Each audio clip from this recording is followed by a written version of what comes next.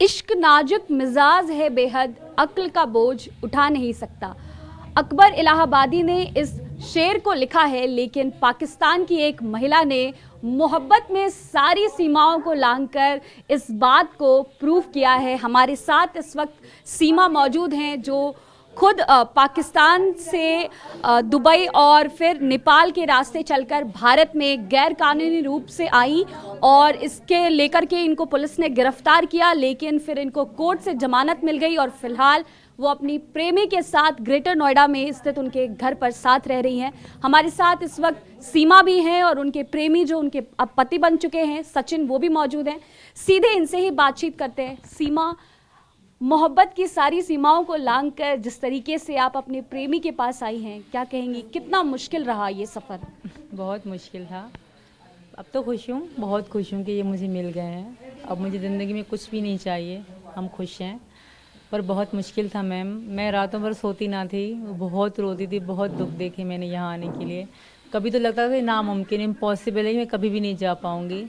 फिर भी मैं कहती थी मैं कोशिश करूँगी। मैंने इनसे वादा किया था कि सचिन मैं आखिरी रुपया, 1 रुपया बचेगा ना, वो भी तुमसे मिलने के लिए खर्च करूँगी।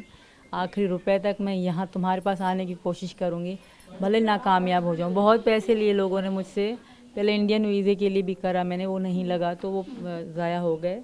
उसके बाद भी मतलब सबको, जहाँ से मैं जाती थी ना, मेरे इतना इंटरेस्ट था इंडिया के लिए कि वो डबल पैसे बता देते थे कि आप पहले, जैसे कि 1100 रुपये है इंडियन वीज़े के लिए, तो मुझे 3000 रुपये ले लेते थे। पर मैंने दिए ताकि मैं कहती मैं इंडिया का वीज़ा लग जाए और मैं जाऊँ। तब मैं विज़िट के लिए ले रही थी, 3 महीने का वीज़ा ले रही थी, पर वो नहीं लगा।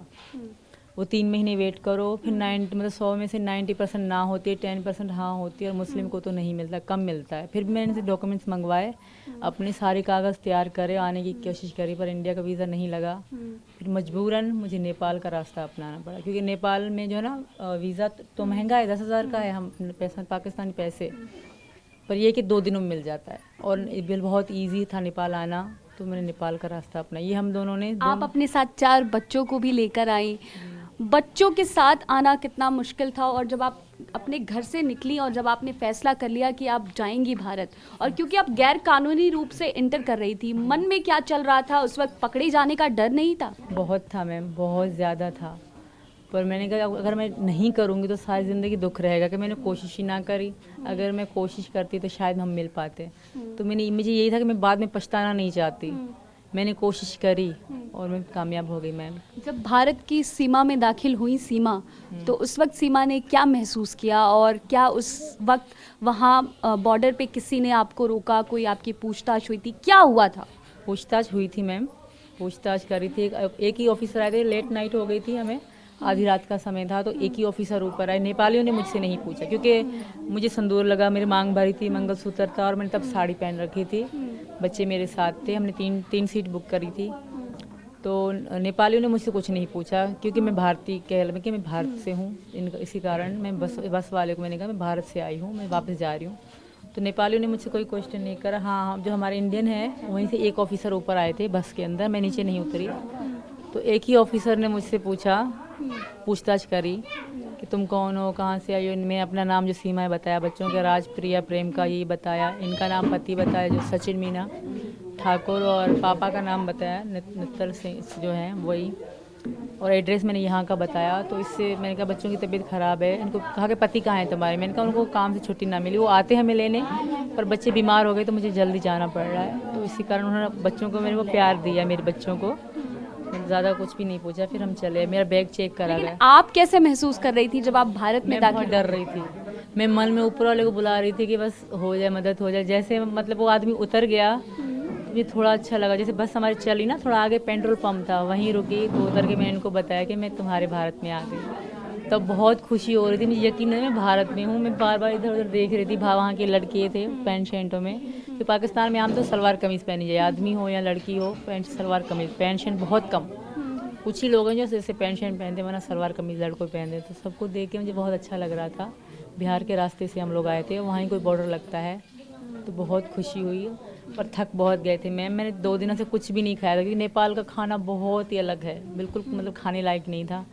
जब मैं इंडिया आई तो इन्होंने एक होटल वाले को फ़ोन पे करे पैसे, बहुत अच्छा होटल था, तो उन्होंने मुझे खाना दिया, तब मैंने पेट भर के खाना खाया और उन्होंने मेरे लिए कुछ एक्स्ट्रा पैसे भी भेजे, तब हम आगे आए मैम। सचिन, जब आपको सीमा ने फ़ोन किया और उन्होंने कहा कि वो भारत में इंटर कर गई हैं, आपको कैसा महसूस हुआ और फिर आपके ऊपर कितनी ज़्यादा जिम्मेदारी बढ़ गई? क्या कभी डर लगा कि अगर वो पकड़ी जाएंगी तो आपके साथ भी पूछताछ हो सकती है, आप भी सवालों के घेरे में आ जाएंगे? कभी ये चीज़ें आई दिमाग में? जी हाँ, हमारा रखने का ऐसा तो कोई इरादा नहीं था। हाँ, डर था। खैर उसी डर की वजह से हम क्या कहते हैं वकील के पास गए थे और उस वकील की वजह से ही हम आज यहाँ हैं।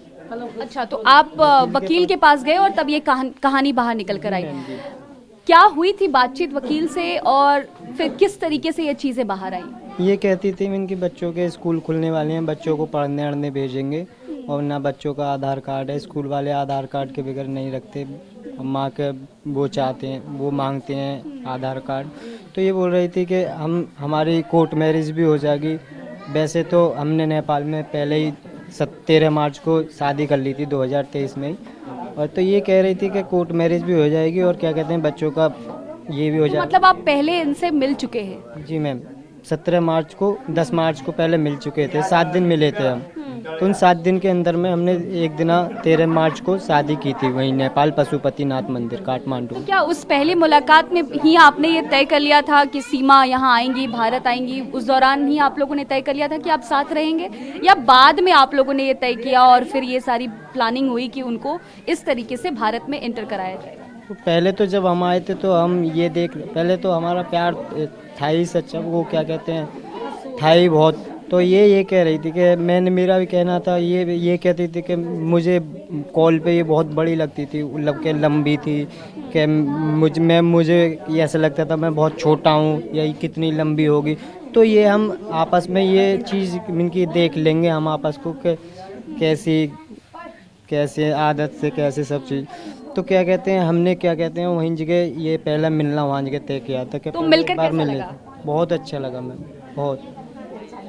सीमा, आपके 4 बच्चे हैं और जब आपने ये तय किया कि आप भारत जाएंगी और सचिन के साथ रहेंगी, उस दौरान सचिन का क्या रिएक्शन था? क्या इन्होंने कभी ये कहा कि बच्चे वहीं छोड़कर आओ? ऐसी कोई बातचीत हुई जब आप इनसे, जैसा ये बता रहे थे, मार्च में मिली पहली बार नेपाल में, उस दौरान क्या बातचीत हुई और कैसे आपने तय किया कि आप इनके लिए सारी सरहदों को पार कर लेंगे?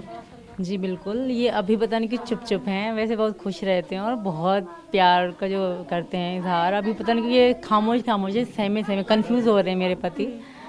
बहुत खुश रहते हैं, बहुत चाहते हैं मुझे, जितना मैं इनको करती हूँ ना शायद इससे ज़्यादा मुझसे ये करते हैं। ये मेरे लिए पाकिस्तान आने के लिए तैयार थे। अच्छा, तो क्या मैं इनके लिए इंडिया नहीं आ सकती थी? मैं इनकी जान को मतलब मुश्किल में नहीं डालना चाहती थी, पहली बात। और ये इनका परिवार था, मेरा परिवार नहीं था। भाई बहन अब शादी करके अपने घर में खुश रहते हैं। तो ये अपने बाप का एक ही लड़का है, एक बड़ा जो लड़का है वो अलग रहते हैं और यही अपने पापा के। लेकिन जब आप यहाँ आई हैं तो आपके जो पूर्व पति हैं उन्होंने एक वीडियो जारी किया है और उसमें उन्होंने मांग करी है कि भारत से रिक्वेस्ट करा है कि उनकी बेगम और उनके बच्चों को वापस उनके मुल्क भेज दिया जाए। तो उनसे आपकी कैसी बातचीत है? आखिरी बातचीत उनसे कब हुई और क्या बातचीत हुई? हमारी बातचीत 20 ही में हुई थी, डेट फिक्स याद नहीं है। बाकी जो ये कह रहे हैं ना, ये ऐसे ही कह रहे हैं, ऐसा कुछ भी नहीं है। वो मेरे पति नहीं, मेरे पति ये बैठे हैं आपके सामने। बाकी रही बात बच्चों की, अगर बच्चे उनके पास जाना चाहते हैं, ज़ाहिर बच्चों के पूछा जाएगा, क्योंकि वो बच्चों ने उनसे कभी प्यार नहीं पाया, कभी उनके साथ इतना रहे नहीं, तो बच्चे ऐसे कैसे रहेंगे? दूसरी बात, इनके जो पापा हैं वो सगे पापा नहीं है, वो उनकी मम्मी ने सेकंड शादी करी तो वो पापा हैं, इनके अपने पापा मर चुके हैं। तो उनके पापा अच्छे नहीं हैं, जो दूसरे पापा है ना। इनकी पहले बेटी थी, इतनी थी जब हमारी शादी हुई तो उसका रिश्ता कर दिया गया और उसकी मतलब 2.5 लाख में निकाह भी पढ़ा दिया गया, इतनी थी तब। अभी तो बड़ी हो गई होंगी। तो उनकी इसी मतलब वजह से मैं इनकी फैमिली के साथ कभी नहीं रही, क्योंकि इनकी फैमिली का जो अच्छा नहीं था। और मेरी 3 लड़कियां थी, तो इनकी फैमिली से मैंने कोई कांटेक्ट नहीं रखा। तो आप सचिन के कांटेक्ट में कैसे आई? पबजी खेलते खेलते ये प्यार कैसे हुआ? पबजी से ही हमारा प्यार हुआ, क्योंकि मैं अकेली रहती थी। बहुत ही मतलब बोरिंग लाइफ थी इनसे पहले मेरी।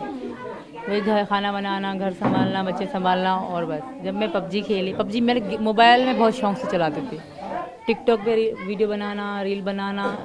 रील तो इनके लिए बनाई, पहले टिकटॉक ही चलाते थे। पाकिस्तान में टिकटॉक बहुत चले, तो बहुत टिकटॉक पे वीडियो वगैरह बनाना, डांस करना मुझे बहुत अच्छा लगता है। मतलब नाचना मुझे बहुत पसंद था। तो फिर मेरी जब पबजी खेला इनके साथ तो मुझे अच्छा लगा, फिर इन्हीं के लिए मैंने इंस्टाग्राम डाउनलोड करा। 813 वीडियो हैं सिर्फ इनके नाम की मेरे उस आईडी में, बहुत अच्छे लगे मुझे। बस इनोसेंट, बहुत सच्चे हैं ये और बहुत सादा से हैं ये बात। आगे किस तरीके से अपना जीवन देखती हैं, क्योंकि जिस तरीके से सचिन का जो परिवार है उनसे क्या उम्मीदें हैं? आपको लगता है उन्होंने क्या अपना लिया है सचिन के साथ, उन लोगों ने भी आपको अपना लिया है, और किस तरीके से अपना आगे आप फ्यूचर देखती हैं? फ्यूचर का तो भगवान जाने, बाकी इनकी फैमिली ने मुझे एक्सेप्ट कर लिया है बिल्कुल मन से। मम्मी जो है बहुत, आपके बच्चों को भी? बिल्कुल, बच्चों को भी, बच्चों को तो मुझसे ज़्यादा बच्चों को प्यार करते हैं ये सब। मैं कह रही बहुत क्यूट बच्चे मेरे बच्चों को। ये मेरे साथ नहीं सोए रात, सारे अपनी इनकी बहन के साथ सोए, टीना नाम है उसका। बहुत प्यार दे रही हैं ये सब हमें और इनके मोहल्ले वाले। फिलहाल आप तो जमानत पे हैं, आगे क्या होगा, कुछ डर है मन में इस बात का? डर है कि कहीं वापस ना आपको जाना पड़े? ये डर है। जाना चाहती हैं आप? नहीं मैम, इसी क्यों नहीं बात का जाना डर है और इसी बात का मतलब बहुत खौफ है मेरे मन में। बहुत डर लगता है कि कहीं मुझे वापस तो नहीं भेज देंगे। यही बात रोज़ मैं इनको कहती हूँ, मैं ऐसा कभी नहीं होगा। मैं कहा मुझे जहर ला दो, मैं खा के मर जाऊँगी जब ये बात करेंगे वापस जाने की। मैं वापस नहीं जाना चाहती मैम, किसी भी कीमत। वहीं मार दें, बहुत बुरा हो जाएगा मेरे साथ, मेरे बच्चों के साथ। सब इनको ताना देंगे, पहली बात ताने खा खा के जिएंगे, इनकी कोई ज़िंदगी नहीं बनेगी वहाँ पे। पहले इनकी ना बनेगी क्योंकि कहेंगे, सब कहेंगे तुम्हारी माँ ने ऐसा काम किया, तुम भी ऐसा करोगी। तो ना इनको इतना पढ़ाया जाएगा, ना इनको कोई अच्छी ज़िंदगी मिलेगी पहली बात। और मुझे तो रखेंगे ही नहीं। जितना ये हैदर कह रहे हैं ना, अब उनके पापा के या इनके चाचा जो हैं, इनके चाचा जो हैं दूसरे पापा के, तो वो हैं ही क्राइमिनल, वो अच्छे हैं ही नहीं। वो गाँव के बिल्कुल जाहिल लोग हैं। तो मुझे तो खत्म एक्सेप्ट नहीं करेंगे इस बात नहीं, का डर है कभी भी नहीं। वो अपनी इज्जत पे उनकी बात बनी होगी, अब किसी तरह वापस लाके वो मुझे ख़त्म ही कर देंगे क्योंकि उनके ख़ानदान में सभी उनकी अभी थू थू चलती है। आपको पता है कि पाकिस्तान में जहां आपका घर है कराची में, वहां आपकी गुमशुदगी की रिपोर्ट भी दर्ज कराई है आपके परिवार वालों ने? परिवार में अभी भैया ने किसी से कराई। बातचीत हुई है आपकी? मेरी जब से कभी आप- नहीं हुई, क्योंकि नहीं हुई। बातचीत करना कराई भी होगी तो चाहिए नहीं, मैं नहीं उनके करना, सामना संपर्क नहीं रखना चाहिए, मैं उनका सामना नहीं करना चाहती किसी भी हाल में। करनी किसी नहीं। बात का डर है? डर भी है और वैसे भी नहीं करना चाहिए। उनको पता है मैं ज़िंदा हूँ, मैं कह रही हूँ, आज वो देखते होंगे। मैं खुश हूँ सचिन, उनको भी कह रही हूँ मैं इनके साथ बहुत खुश हूँ और वो मेरी चिंता ना करें। सचिन मेरा अच्छे से ध्यान रखेंगे, बच्चों का भी अच्छे से ध्यान रखेंगे, उनको भी मैं यही कह रही हूँ। सचिन, आपको किसी बात का डर है? क्योंकि अभी तो फिलहाल ये जमानत पे हैं, आगे क्या होगा पता नहीं है।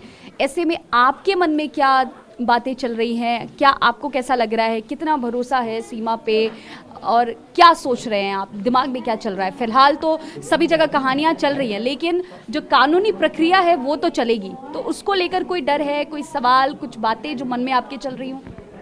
नहीं मैम, ऐसा कुछ नहीं है। खैर थोड़ा सा तो दिल में संदेह हो रहे कि ये शायद इसको यहाँ ना भेज दें या वो ना कर दें इसके साथ, बस ये डर है मुझे बस। लेकिन एक सवाल जो बनता है वो ये कि आप लोगों ने ये बात छुपाई क्यों? जिस तरीके से अगर मान लीजिए कि वो वकील ना बताते तो शायद ये बात, ये कहानी बाहर नहीं आती। तो ऐसे क्या डर था, क्या बात थी जिस वजह से आप लोगों ने इस पूरी कहानी को, कि सीमा गैर कानूनी रूप से भारत में आई, इस बात को छुपाया गया? जबकि आप अभी जिस तरीके से खुले में अपनी मोहब्बत को स्वीकार कर रहे हैं, आप भी कर रहे हैं, वो भी कर रही हैं, तो ऐसी क्या दिक्कतें थी जो इस बात को छुपाई गई? मैम मैं इसी वजह से कर रहा था कि हमें कोई, मैं आज तक जिप्सी तक मैंने हाथ यूं कर भी नहीं लगाया था। जिप्सी भी में बैठा भी नहीं था आज तक, जो आज हम जेल की वो देख ली हमने। तो क्या कहते हैं मैम, डर मुझे डर बहुत था कि पुलिस में मैं आज तक गया हूँ नहीं, या क्या होगा हमारे साथ, क्या नहीं होगा। तो इस डर के वजह से मैंने कि हमने चुप रहते कि आराम से अपना जीवन बिताते बस। आगे सीमा के साथ कैसे अपना फ्यूचर देखते हैं आप? कैसा जीवन देखते हैं? जैसा होगा मैम, मैं तो गुजारिश करूँगा जितना अच्छा होने की कोशिश करें, जितना अच्छा होगा। तो सीमा के परिवार वालों ने पाकिस्तान में इनकी गुमशुदगी की रिपोर्ट दाखिल कर दी है, दर्ज करा दी है और खोज रहे हैं। इनके जो पूर्व पति हैं वो बार बार ये रिक्वेस्ट कर रहे हैं, वीडियो बनाकर उन्होंने सोशल मीडिया पे काफ़ी वायरल है वीडियो, जिसमें वो कह रहे हैं कि उनकी जो पत्नी है, उनके जो बच्चे हैं, वापस उनको भेज दिया जाए।